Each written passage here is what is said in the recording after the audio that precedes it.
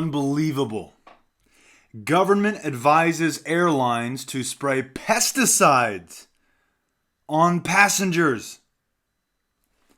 Wait a minute. Hold on. I thought pesticides were supposed to only be sprayed on plants. That is, if we even consider them to be healthy. But according to Natural Health 365, the government says we're supposed to spray pesticides on passengers? Whoa, man, this is something else. Have you ever felt sick after flying, only to assume it's jet lag or a virus you picked up from another passenger? Well, think again. You might have been exposed to an insecticide, pesticides, or other toxic chemicals deliberately used by airline staff.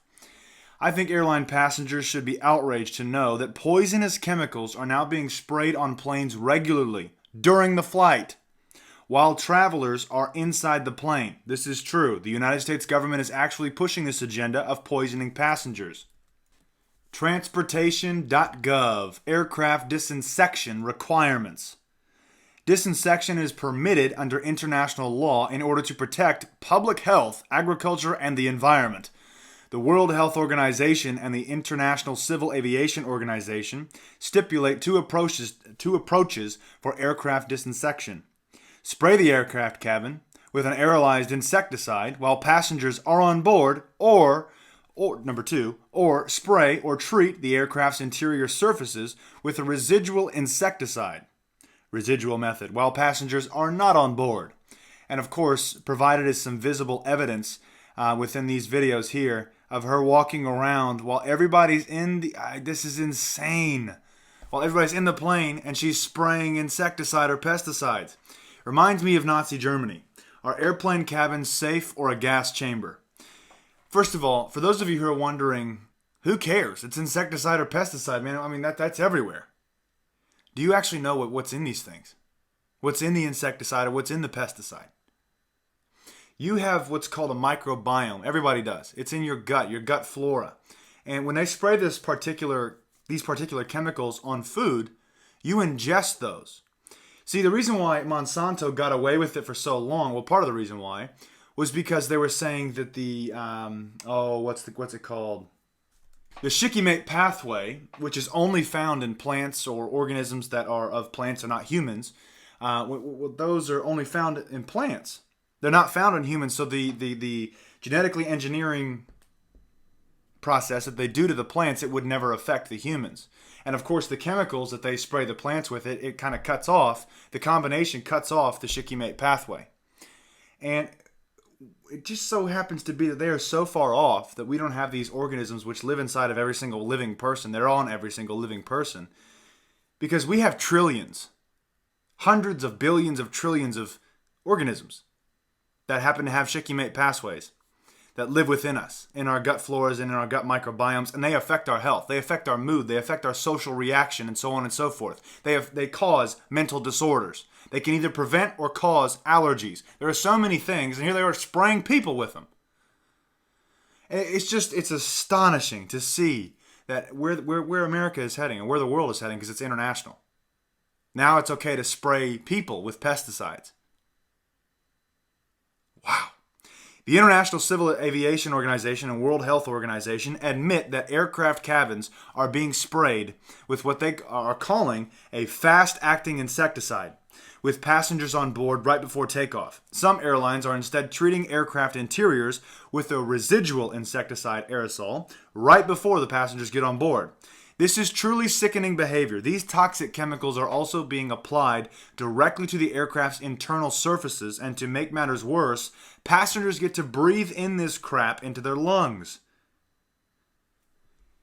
Now, of course, in this next video here, the airline passengers are being sprayed with toxic chemicals during a flight, and the airline staff person says, "Don't film." Passengers automatically agree to being sprayed with pesticides when buying airline tickets. The spraying of toxic chemicals, like pesticides or an insecticide, inside an enclosed, pressurized airplane cabin is beyond alarming. It is an assault on the senses and nervous systems of the passengers of the plane. Those with a pre-existing health condition or compromised immune systems are even more at risk for suffering unwanted health effects. You got to think about this.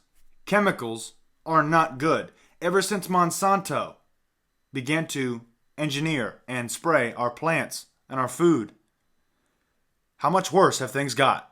Oh, we're saving the world. You know what? We've got these genetically engineered crops that'll save the planet because we can stop starvation with our genetically engineered patented seeds that completely destroy everything about humans, that completely kill off people, cause diseases because we're being paid by Big Pharma, and so on and so forth. We've done an entire exclusive on Monsanto and, of course, GMOs and where to buy your food and so on and so forth. Serious health issues reported from toxic pesticides and insecticides sprayed on planes. No duh. Of course there would be. Many airline passengers are already reporting negative health effects from exposure to toxic chemicals on flights.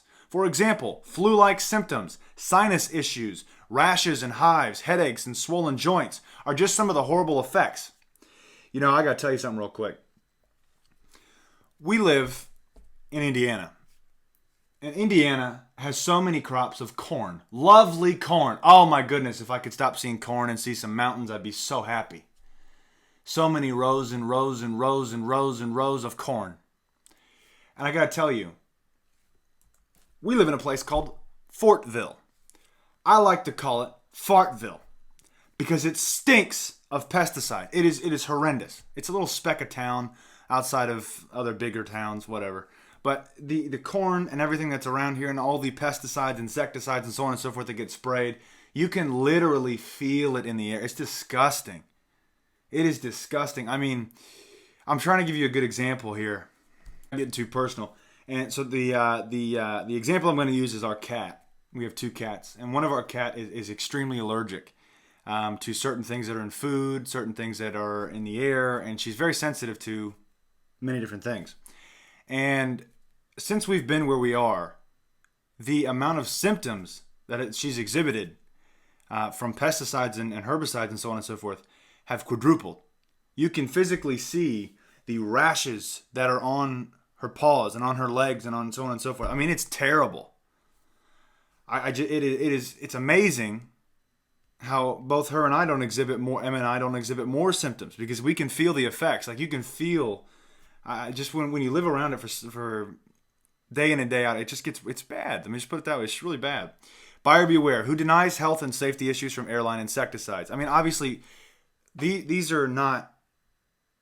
We're not the only ones going through this. There are thousands and thousands and millions of people all across America who have severe health issues, who've gotten extremely sick, who've practically died from pesticides and herbicides, and of course, GMOs, genetically modified organisms. And of course, flu-like symptoms, sinus issues, rashes and hives and headaches and swollen joints are just some of the horrible effects. And inflammation, of course, is another thing that can be a part of this as well. However, far more serious illnesses like acute respiratory problems and anaphylactic shock have occurred. Chronic issues affecting the neurological and immune systems have also been reported. I don't think I need to say any more. This is the stupidest thing that the planes have ever done. The aircraft and so on and so forth have ever done. The World Health Organization. They are literally building gas chambers with chemicals, and people are okay with this. Wake up. Stop eating chemicals.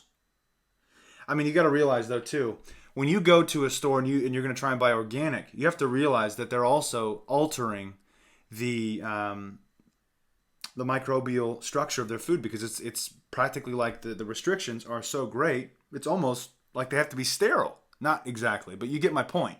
It's not natural. It's organic, but it's not natural, which is why the best thing you can do is buy from a local farm that does not use herbicides and pesticides.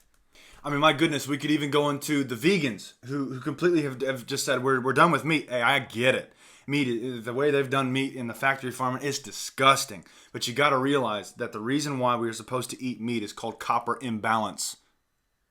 Copper, the amount of copper that's found in plants, it gives you more estrogen and an enormous amount of estrogen. Which if you're a man, of course, what does that do? You have testosterone. It counteracts. I mean, so on and so forth. They combat. It doesn't work out too well. So being a vegan is not the answer because it's also in the plants. Well, now it's on planes, but it's also in the plants. I mean, there are various different things, and it's a various different system that they're all attacking us with. Most people like to say you're nuts. Read the ingredients. That's all I gotta say. Do you even know what half those ingredients are? Total insanity, but that's all the information I've got for you guys right now. I want to thank you all for watching and listening. God bless and carry on.